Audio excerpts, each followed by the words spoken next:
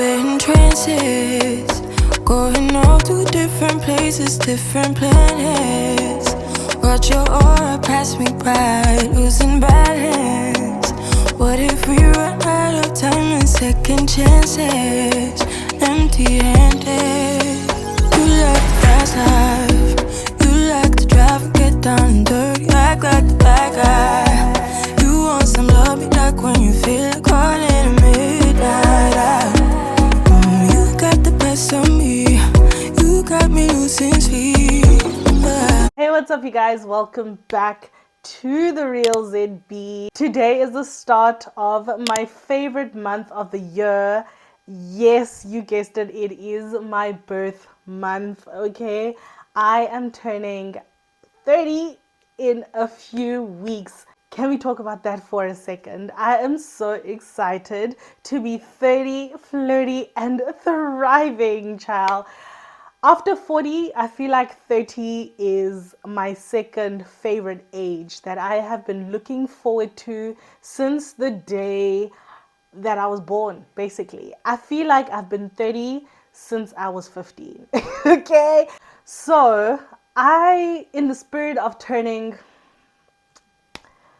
third floor, I have decided to do a little bit of a mini series where I am going to share with you the lessons that I've learned from my childhood, my teenage years, and my 20s. And this is obviously the first installment where I am going to be talking about the lessons from my childhood. But before we get into those, there are a few things that I've been using over the past month and I absolutely love them. So I want to plug you guys on these things, okay? So, firstly, with skincare, this is the Garnier Skin Active Even and Matte Vitamin C Gel Cleanser, okay? I love this. I feel like ever since I incorporated this and I've been using it for over 4 weeks now, I feel like my skin, it must be the vitamin C in here. My skin is just glowy, okay? Glowy and a lot less breakouts since I've been using this. So I really wanted to plug you guys. I will say though, if you do have dry skin, your skin might not enjoy this because it's a little bit stripping, not too much, but a little bit, you know. But yeah, I really love this. Smells amazing. Enjoy it. And then from the same sort of range, I have this dark spot corrector. Same story. It has incredibly improved my skin. Wow, Garnier, guys. Garnier, I feel like there are skin brands that sort of agree with my skin and some that don't. And the ones that do are definitely Garnier and Eucerin. Like literally within a few days, I can see the difference with incorporating those two brands into my skincare routine. So it must be like a formulation thing or whatever. Kushushu sana. I need Rihanna's blotting powder because it's hot. But yeah, Garnier is one of the brands that agrees with my skin. It amps up the glow, okay? And then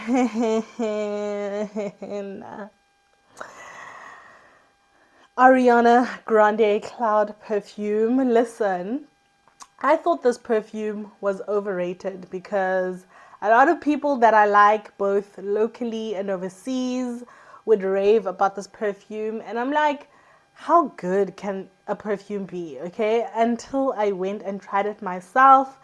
I got it the first day that I went to go spritz it at the shop. They put it on a little piece of paper. I put it in my bag, and every time I took a whiff of my bag, I was like, what is that? You know? And then I remembered this. So I'm so happy to have this. It looks like a cloud basically, and it smells amazing. I wear this everywhere. And then the last thing that I want to show you guys is this Nilotica Deep Moisture Butter. Guys, if you don't know, if you have no idea, and this is like one of your first videos of mine that you're seeing, I used to have locks. I had locks for about 12 years. And I don't know a lot of the products that are out there because literally there are few to no products for locked hair in South Africa. So I'm so excited now that I've cut my hair that I'm actually able to experiment with products, right? And especially because my hair is dyed, so I need to do my ultimate best effort in order to put moisture back in my hair. And I was trying out another range of products, but I found that those products, like, they made my hair even drier than it already is. And then when I incorporated her into the routine, like, my hair is literally so soft, and it's due to this. So put yourself onto this. Anyways, back to the lessons that I have learned from my childhood. Okay, I had quite a good childhood, to be honest. Now that I look back, I'm like, I had a pretty good childhood. I have so many fond memories from my childhood. It wasn't all a bed of roses, but all in all, overall, I feel like my childhood has been my favorite phase of my life because I feel like I knew who I was very early in life, and I was confident about it, and I was unapologetic about it.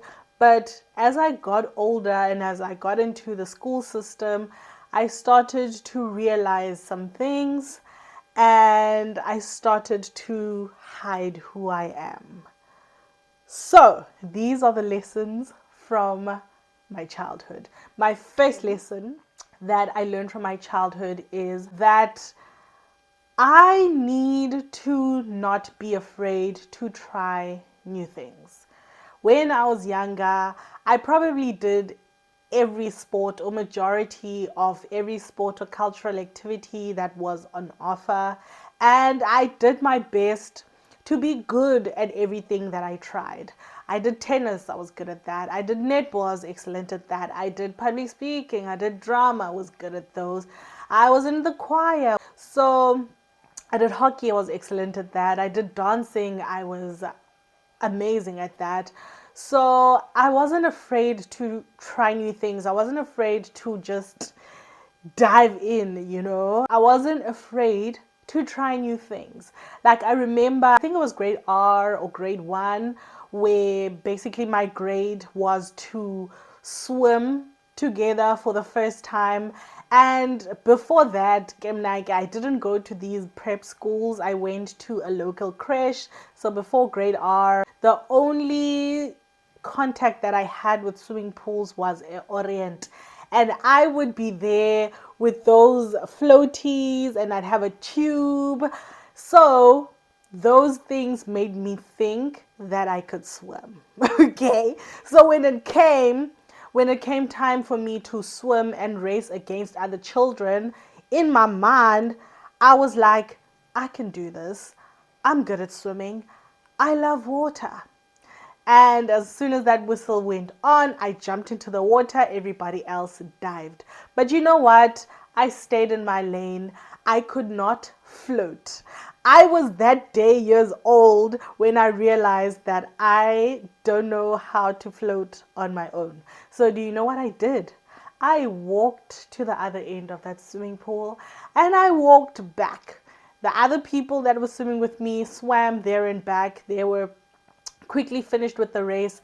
But something interesting happened, that even though I was stone last, everybody was cheering for me. Even the parents, after the whole race had happened, they encouraged me. They were like, you had so much confidence, keep at it. And they really encouraged me and commended me for finishing the race, even though I came stone last. And one thing that I take away from that experience is, even though I won't be good at everything that I try, I just need to have the confidence to be able to jump in the pool.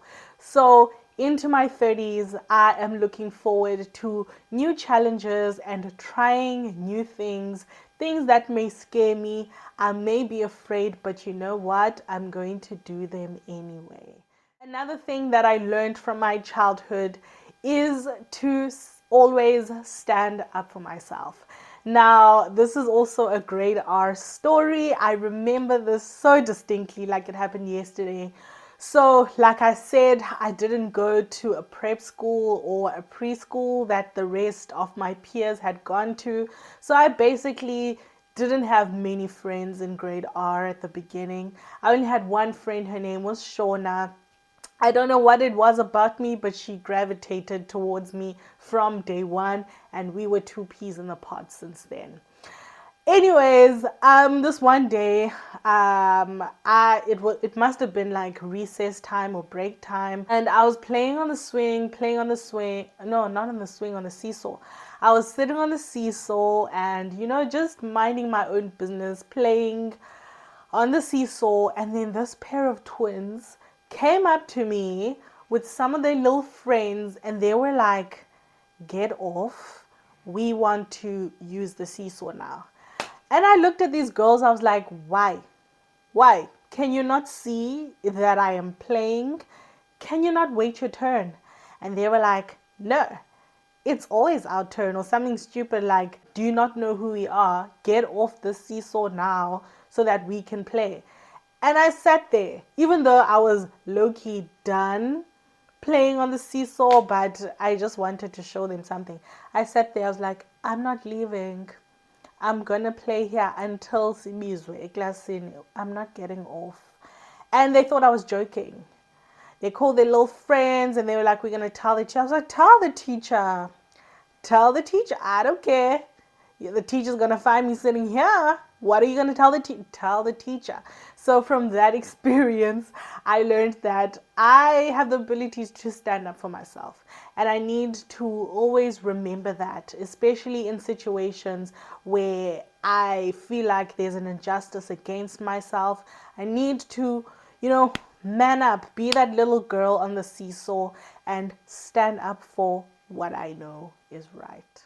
Another thing that I am taking and drawing from my childhood is that I am capable and destined for excellence and success, no matter the age.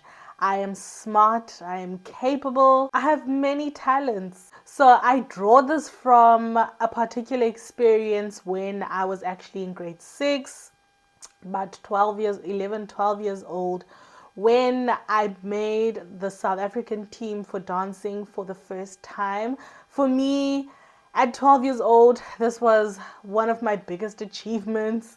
I did not expect it to happen. At that time, I wasn't even trying to have it happen, but it just happened at that time in my life where, as a 12-year-old, I was able to see the world and just explore different cultures, be in a country that is not mine, a country that I've never dreamed. I had never dreamed up until I stepped foot on it that I would be outside of the country.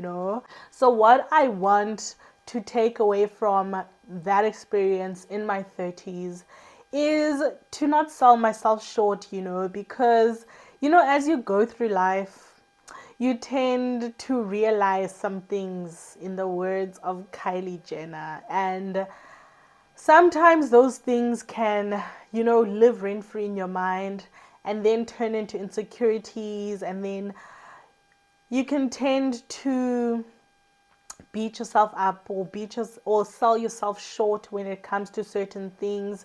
Dream smaller and smaller the older you get. And when I think back to 12-year-old me, who had no business being on a South African team, and in another country other than her own, I just feel like, you know what? I am that girl. I am the girl that I think I am, and I shouldn't let insecurities or what other people perceive about me to be a limiting factor to what I can achieve, especially in this season when I'm entering my 30s and I've received every single answered prayer that I had throughout childhood, in my teens and my 20s, and I'm in a situation now where I have to make new goals for the next 10 years, for the next 5 years, for the next 3 years. And I've sort of been thinking about it since the year began. And like, I felt guilty because I've received so much. And I felt like I don't deserve half the things that I've received. So I just need to remember to dream big. And I guess that can stand alone as another point or another thing that I need to remember about my childhood is to have big dreams. The older you get, you tend to want to be a little bit more realistic with the vision board.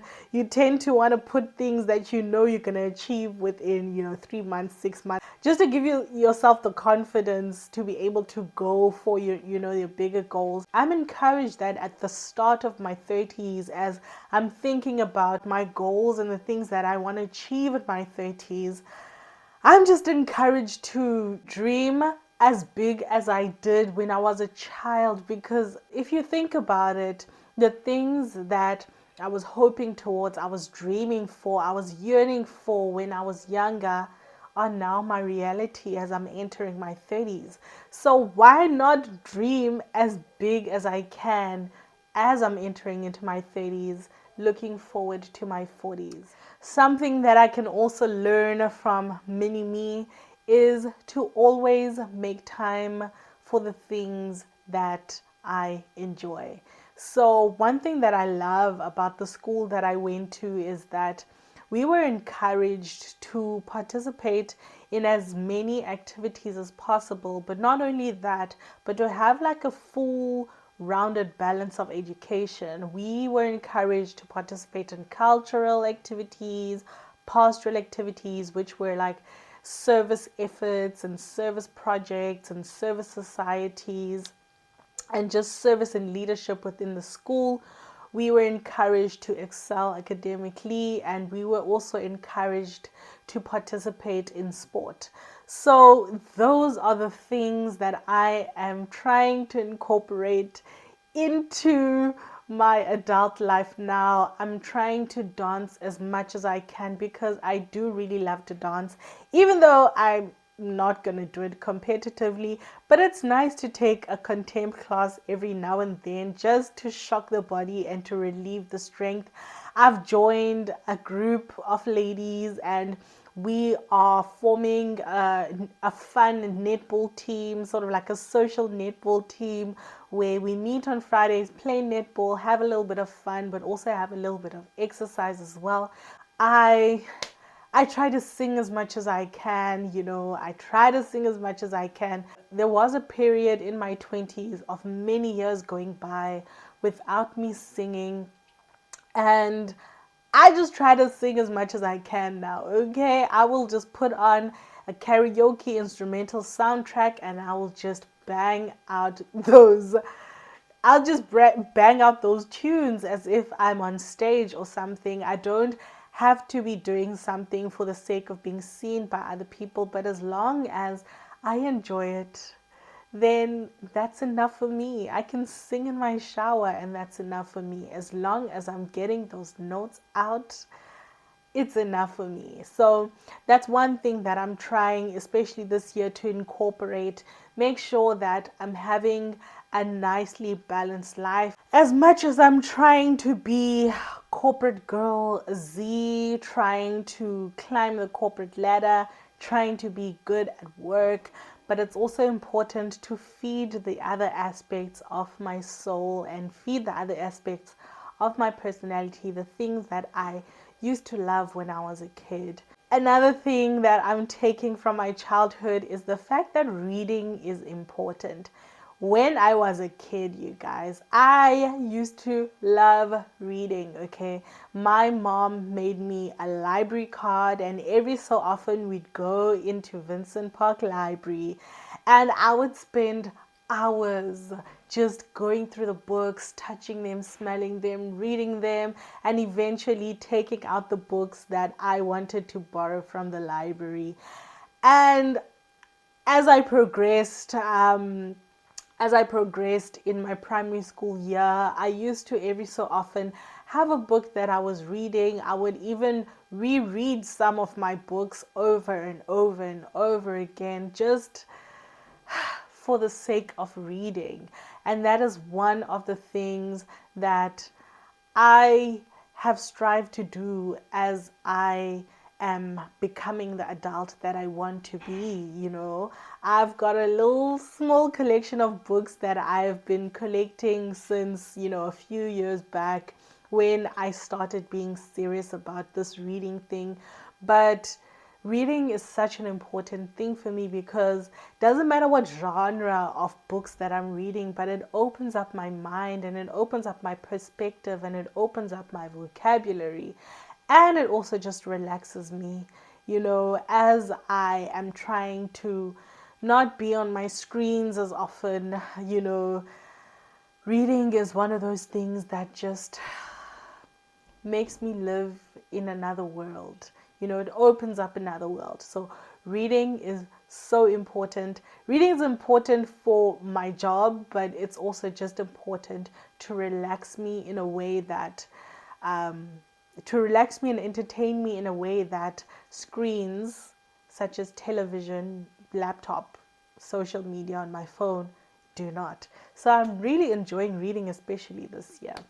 If you have any books that you're absolutely loving right now, please comment them down in the comment section below. I'm almost done with the book that I'm currently reading, so any suggestions will be very much appreciated.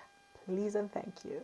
And I guess the last thing that I take away from my childhood is to not let anyone dim my light, because I am the girl that I think I am. I'm not going to dwell deep into the situation that I'm referring to, but it was basically a situation with a teacher who was being very unfair with the allocation of marks within the class. I'm very aware that I had the highest marks in that class, but did I ever see a merit badge in that lady's class? No, I did not. She instead gave it to other people who had less marks than me. I'm just going to say it, who had less marks than me. But you know what? I'm not going to go deep into that situation. But if you are that teacher, it's on site. If I see you, it's on site. No, I'm kidding. But yeah, that happened, and that really discouraged me, especially in my academic career going forward, because I would then second guess myself when it mattered the most. And I didn't want to be the best at anything anymore, because then what was the point? I felt like what is the point? And I feel like I would just do what was required of me, and I wouldn't strive to be the best, because I encountered a situation where I was the best, but I wasn't recognized to be the best. So that's just one thing that I wish I wouldn't have let dim my light. I wish I had the courage or the guts to just keep pushing to be the best, even in an unfair situation.